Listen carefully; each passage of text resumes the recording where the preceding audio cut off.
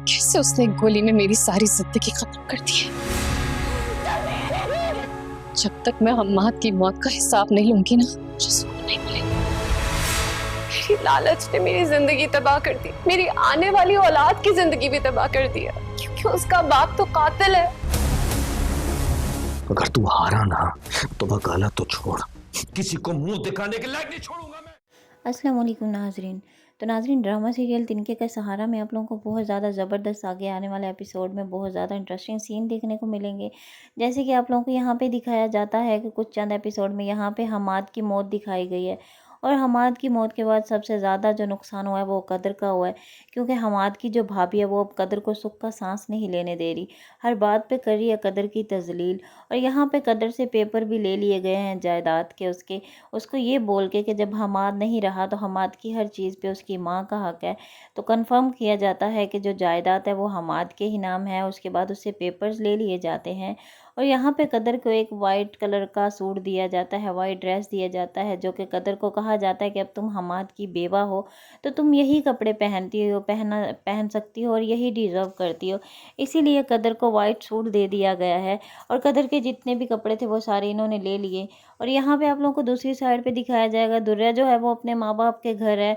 यहाँ पे दुर्या की जो मासी आती है, जो कहती है दुर्या को कि तुम्हारा शौहर जेल में है और तुम यहाँ ऐशो आराम से बैठी हो। मैंने सुना है कि लोग इस तरह की बातें कर रहे हैं कि तुमने अपने शौहर को कत्ल करने पर मजबूर कर दिया, जिसकी वजह से दुर्या बहुत ज़्यादा परेशान हो जाती है और वहाँ से गुस्से से वापस चली जाती है किचन में।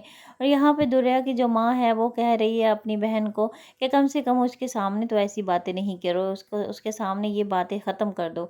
यहाँ पे वासे को दिखाया जाता है, जो वासे है वो कत्ल करके बड़े आराम से जेल में बैठा हुआ है और अभी वेट कर रहा है कि किसी तरीके से वो यहाँ जेल से निकले।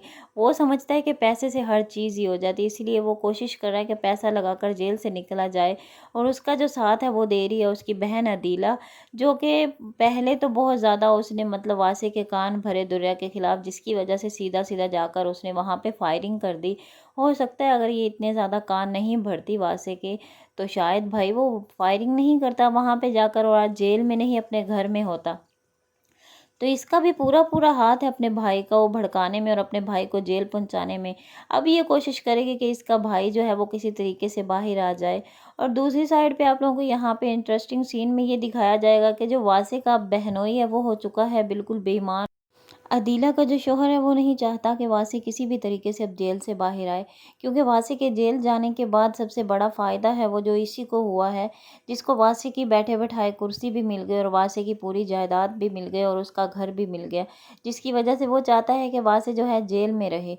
और वासी जो है जेल में ये वेट कर रहा है कि उसका बहनोई और बहन किसी तरीके से उसको बाहर निकाले। यहाँ पे वो जो है वो वासी को एक तरफ से तसल्लियाँ दे रहा है और वासी को बता रहा है कि भाई मैं कोशिश कर रहा हूँ, वकीलों से मिल रहा हूँ, तो मैं किसी तरीके से जेल से मैं निकाल दूंगा।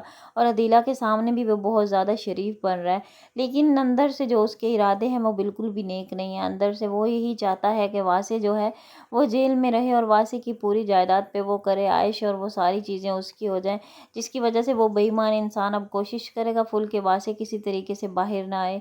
और दूसरी साइड पे आप लोगों को दिखाया जाएगा अदीला जो है वो चली जाएगी कदर से मिलने कदर के घर, और कदर को कहेगी कि किसी तरीके से अपना केस वापस ले लो, जिसकी वजह से कदर बिल्कुल इनकार कर देगी। और कदर अदीला से कहेगी कि मैं नहीं चाहती कि मेरे शौहर का कातिल किसी भी तरीके से बाहर आए। तो ये थी ड्रामे की इंटरेस्टिंग स्टोरी। तो हमारे चैनल को अगर सब्सक्राइब नहीं किया तो प्लीज़ सब्सक्राइब कर दें और बेल आइकन को क्लिक कर दें।